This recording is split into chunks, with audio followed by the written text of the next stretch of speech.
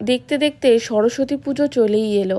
আর এই বছর সরস্বতী পুজো পড়েছে 23শে জানুয়ারি, যেদিন আর এক বিশেষ মানুষের জন্মদিনও বটে।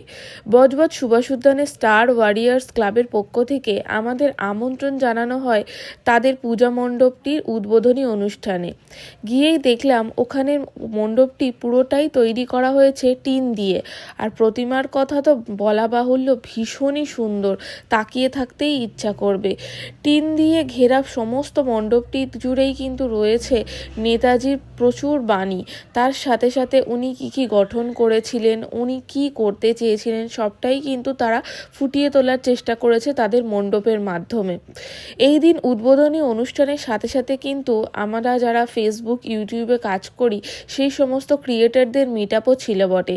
তাই আমাদেরকেও ওরা সম্মাননা জানানোর জন্য স্টেজে ডেকে নেয়। ভীষণ ভালো লাগে যখন কাছের মানুষদের কাছ থেকে এই রকম ভালোবাসা পাই, তখন যেন মনে হয় যে হ্যাঁ, ভিডিও বানানোর ইচ্ছাটা আরও অনেক বেড়ে যায়। ধন্যবাদ স্টার ওয়ারিয়ার্স ক্লাবকে দেব আমাদেরকে এই উদ্বোধনী অনুষ্ঠানে আমন্ত্রণ জানানোর জন্য।